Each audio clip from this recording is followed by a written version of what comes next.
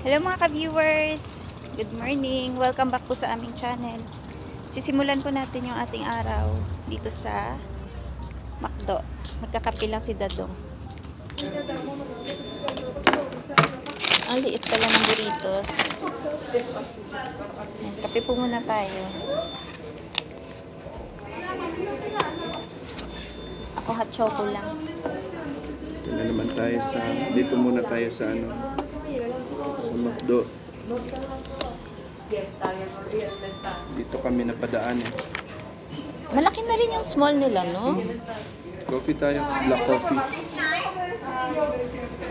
Okay na rin pa.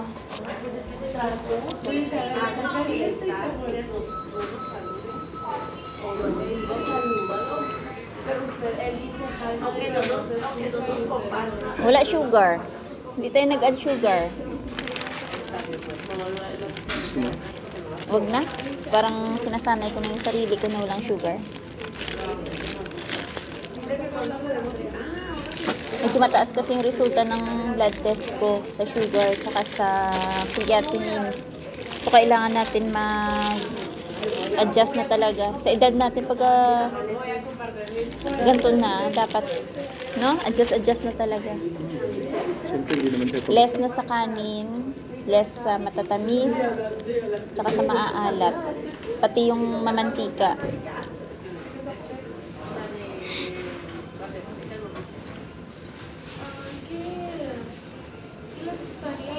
Tapos ko na yung muffin ko. Masarap siya basta bagong luto, no?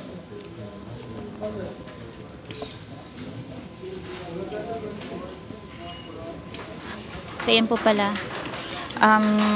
Nababasa po namin lahat ng mga comments dun sa previous na mga videos na in-upload po namin. Hindi mo talaga ma-please lahat ng tao, no, na akala mo okay yung mga sinishare mo na mga vlog, mga videos. Kumbaga parang mahirap maging tama sa mata ng tao na ayaw sa'yo or ayaw sa ginagawa mo. Parang hinahanapan ka talaga nila ng mali. Hindi, yung sa akin naman, since na andun na tayo, okay lang naman na mag-comment, pero wag na yung parang below the belt ka, parang sarcastic yung Sarcastic dating. yung dating na wala ka namang para sa kanila, mali yung ginawa mo. Pero yung pong mga videos namin na fini-feature namin yung ibang tao, mga ganyan, may consent po na kung ano po yung mga detalye na pwede namin ilabas. Minsan, na isasama ko yung the way na, alam mo yung tinatanong ko muna nga, okay lang ba i-share? Sinasama ko na po yun. Pero kung halimbawa sinabi nila, ay hindi pwede i-share, ikakat ko po yun sa video na habang nag-e-edit ako. So, game naman kasi yung mga na isasama namin sa video na, sige, okay lang i-share. Tapos alam ko naman din na yung mga kababayan natin na may plano or mga baguhan pa lang dito, gusto nila yung ganong vlog na may mga details kang sinishare. Kasi 'di ba, lalo na in terms of pagkuha ng mga bahay dito, Kasi mga ibang detalye. Oo. Nagme-message din naman kasi sila na magkano, ganito. Ano sila curious sila kung ano yung mga presyuhan ng bahay, mga ganun. So, hindi po namin ilalabas yun kung walang consent Ang ng lahat- tao na ayaw ba nilang i-share yung mga ganong detalye. Sa lahat ng mga nagko-comment, nire-respect lahat namin yung mga comment nyo at saka talagang binabalance namin yan. Kahit yung desisyon namin at saka yung iba nagko-comment, binabalance namin yan. Katulad may nag-comment doon na sa ngayon okay yon ang pananaw nyo. Nauwi kayo, bla bla bla, ganito. Napakaganda ng message niya. Oo. Kasi later on daw, sabi niya, malay niyo magbago, ganito.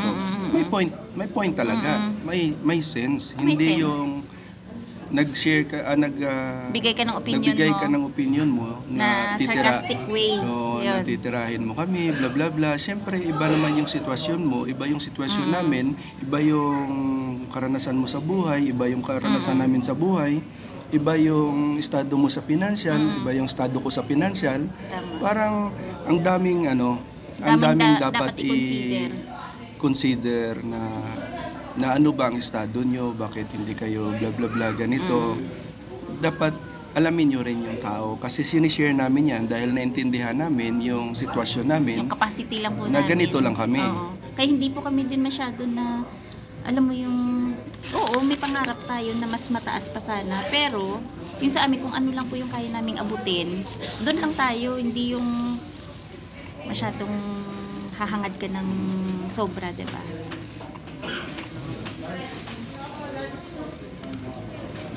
Kaya nga, kagaya nyo nga, siguro yung iba, bata pa, sorry, bata pa nakapunta dito or maganda ang naging trabaho nila. Kumbaga, Naging professional sila dito, Yes. mas maganda yung sahod, ganun. unang-una, siguro, bata sila nakapunta dito, di ba? Nakapundar ng maayos. Nakapag-ipon, nakapagpundar, or nakapag-asawa, dito may katuwang na maganda rin ang trabaho. Marami kasing mga factor na nangyayari, di ba? Along Kung- the way, oo. habang tumatagal ka Kung dito. bakit mo na-earn yan, bakit mo nakuha yan, na nagkaroon ka ng bahay, nagkaroon ka ng mga properties na ganito. Kung ano yung magandang nangyari sa buhay mo, hindi mo pwede ikumpara sa buhay ng iba. Tsaka hindi mo pwedeng i-apply sa buhay ng iba kasi Pero- magkaibang sitwasyon.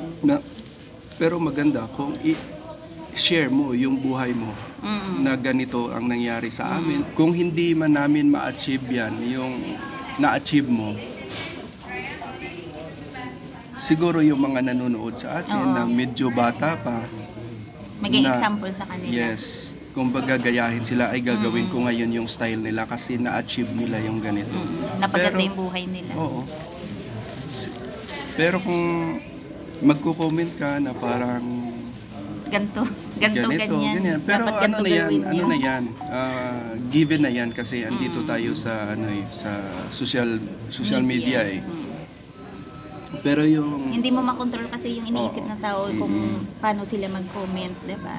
oo, pero ano naman dapat i-balance naman natin. Kung tama ba yung pinagsasabi mo na nakakasakit or nakakatulong. Dapat i-balance mo rin. Hindi na natin magitin kung sino yan siya. Siyempre siguro kahit sila yung mga nagko-comment, nababasa din naman nila. Pero lahat na yan, lahat na nagko-comment, doon kami natututo din kung mali ba yung nagawa namin Sa video, no? sa video na yon, kino-correct namin. Oo. Yan. Kaso lang minsan nga hindi mo rin maiwasan na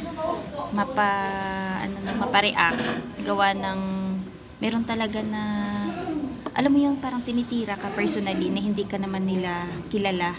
Katulad ng isang mga nag-comment, sabi niya, magtrabaho ka kasi. Sabi niya kay Mrs., magtrabaho ka kasi. Huwag kang pabigat, sabi. Wala namang question. Opinion mo yan. Siyempre hindi mo alam yung sitwasyon ng tao, di ba? Opinion mo yan. Pero dapat ka kasi magsalita o mag-comment, pakinggan mo kung ano ang kino-comment mo. Nakakasakit ba sa kapwa mo o nakakasakit sa tainga ng sinasabihan mo. Kasi ako mismo na asawa, hindi ko pinipilit yung asawa ko na magtrabaho. Alam mo ba? Hindi, di ba? Ako alam ko. Alam ko. Hindi ko na i-detalye pa sa iyo Kung anong rason. kung ano ang reason, di ba? Sabihin na natin medical na lang. Ikaw kaya ilagay natin sa sitwasyon niya. Ikaw may ganitong sitwasyon, no? Sabihin sa iyo ng asawa mo, ay magtrabaho ka, huwag kang pabigat. Asawa mo na mismo yan, ha? Ano kaya mararamdaman mo? 'Di ba? Kaya bago naman kayo sana pakiusap lang na bago kayo mag-comment, intindihin nyo yung kino-comment nyo. Or yun nga sabi nila, kung wala ka namang magandang sasabihin, wag na lang pong magsalita or wag na lang mag-comment. Pero Yeah. yun nga, hindi rin namin talaga makokontrol. Pero dahan-dahan lang po tayo din. Kasi yun nga, hindi natin alam bawat tao na nakakasalubong natin or Ano ba na mimit natin ay may kanya-kanyang dinadala sa buhay, 'di ba? So maging ano na lang, kung wala kang magandang sabihin, kasi katulad maganda siguro na wag ka na lang po magsalita or mag-comment para Kasi katulad na lang, for example, kung personal mo sinabi sa harap ng tao na kagalit mo, ano kaya ang mangyayari sa'yo, di ba? Dahil hindi mo, nakapagsalita ka na hindi mo alam kung ano ang dahilan. Kaya, tsaka kung anong epekto dun sa tao. correct. Mm. Malay mo, yung tao na yon na pinagsabihan mo pala, dumadanas ng depression, Mm. di ba? Imbis na makatulong ka, nakadagdag ka pa dun sa dinadala ng tao. Kaya tayo, hindi ko naman na tinuturuan ko kayo. Siyempre, ano yan eh. Kami Opinion nila yun. dahil andito kami sa circle na to. Nasa public kami. Pero yun nga lang yung sinasabi ko, na isipin din naman natin. Kasi tao lang din naman tayo. Na yung ginagawa nyo, sana hindi mangyari sa inyo. Kasi hindi naman tayo perfecto. Hindi tayo perfecto. Kaya huwag tayong magmamaliit ng agad. tao. Mm. Huwag tayong parang ang laki ng tingin natin sa sarili natin. Huwag tayong manlamang sa kapwa natin. Kasi kahit na gaano mo pa kataas sa tingin sa sarili mo, kung ang ugali mo naman o yung gawain mo naman ay hindi maganda, wala rin. Mamamatay tayo na may masabi ang tao sa atin. Pero dalawa lang yun. Masasabi ng tao, kagandahan or kapangitan sa pagkatao natin. Kaya yun lang naman. Medyo lang ano lang kasi.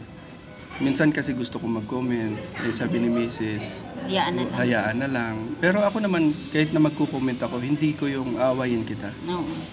Hindi ako ganun. Huwag mo lang isampal sa mukha na magkaharap tayo kasi iba ng usapan yun baka. Ibang usapan yun kapag harap-harapan na gagawin mo yan sa asawa ko at saka sa mukha ko. Ibang usapan yan.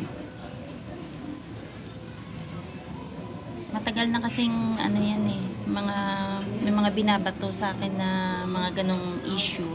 Hindi ko lang pinapansin. Tapos pagka sumusobra na, hindi po ako nagde-delete ng comment. Pag sumusobra na po na parang hindi na maganda talaga yung madalas na kino-comment ng tao sa akin, binaban ko na lang. Talagang nagbaban po ako ng mga subscribers pagka sobrang na.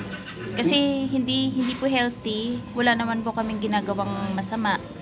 Kung ayaw niyo po sa akin or kung ayaw niyo sa ginagawa vlog namin o sa videos namin, mag-ano na lang po Maghanap kayo. kayo ng iba. Ifa-follow niyo na lang po yung ibang nagba-vlog. Kasi Ganun lang yun, hindi naman po kami namimilit na kailangan i-follow nyo kami, panoorin nyo lahat ng videos namin. Kung sino lang po yung may gustong manood, yun, thankful po kami doon. Na-appreciate namin yun na sinusuportahan nyo po kami palagi. Pero sa mga ayaw, yun nga, wag na lang po kayo mag-iwan ng hindi magandang comment na parang below the belt na. Yun lang naman. At saka linawin ko lang, hindi yung nagbabalat sibuyas kami na kumbaga ang sa akin lang, hindi ko naman sinasabi na lahat kayo na nanonood maging sang-ayon kung ano yung ginagawa namin. Kung sang-ayon kayo, nakakatuwa. Ibig sabihin, na-appreciate nyo yung mga ganong sa pangyayari o ganong videos na ginagawa namin. Pero kung hindi naman kayo sang-ayon, huwag nyo na lang panoorin. Or pwede naman na message kayo or mag-comment kayo na baka pwede nyo gawin to, gawin yan, in a good way. Hindi naman yung parang nakakabastos naman na comment, 'di ba? Kasi ilagay niyo rin ang sitwasyon niyo. What if kung asawa niyo binastos, ikaw ang binastos, anak mo ang binastos, ano ang mangyayari? Magre-react ka, di ba? Kaya sana isipin din natin na tao lang din naman tayo, hindi perfecto. Di ba? Hindi tayo perfecto na para masunod ang lahat na gusto ng viewers. Pero hindi rin kayo perfecto para magbigay ng comment na hindi maganda para sa amin. Di ba?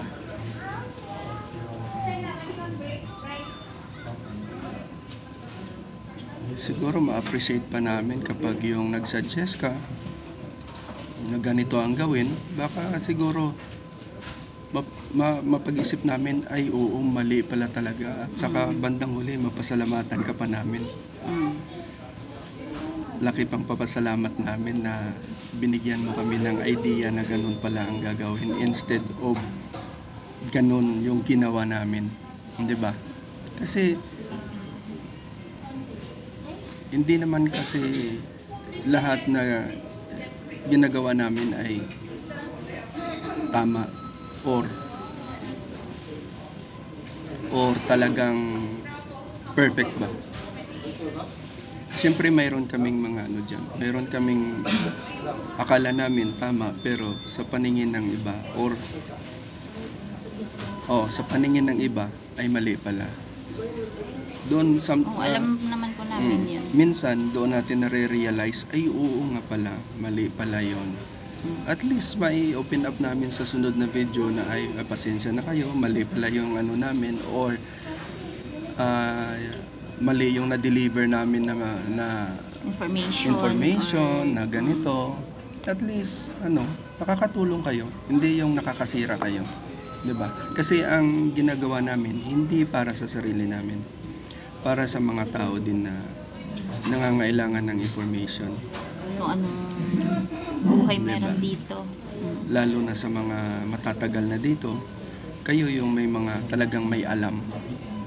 Lalo na yung mga nagkaroon na ng mga success story dito. Diba?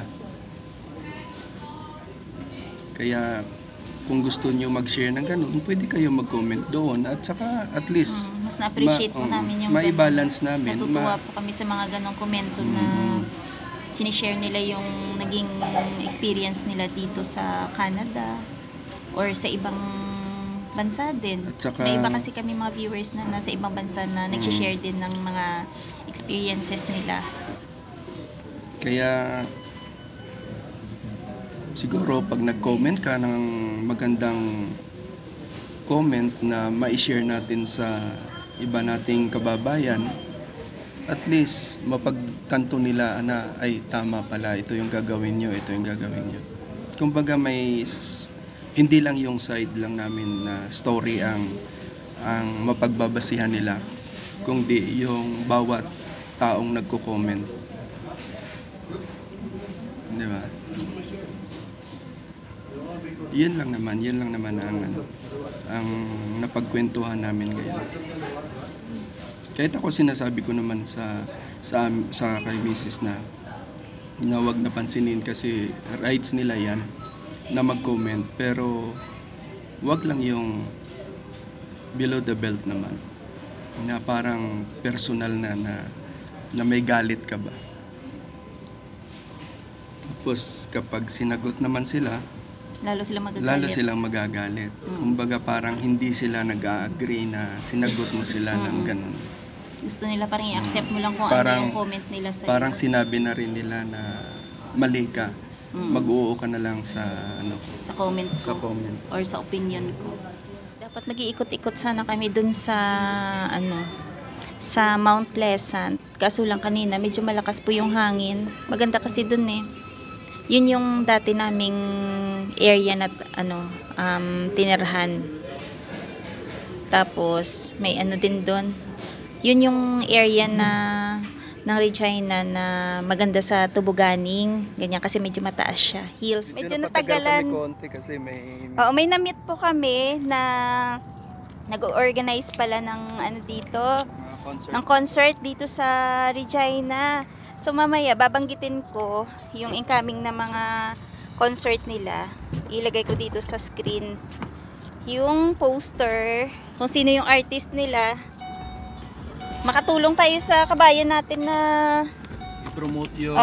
i-promote yung mga events nila na incoming dito sa Regina. Ito po pala yung poster para sa concert ni Maui Taylor on May 19, 2024 at St. Mary's Parish Hall dito sa Regina.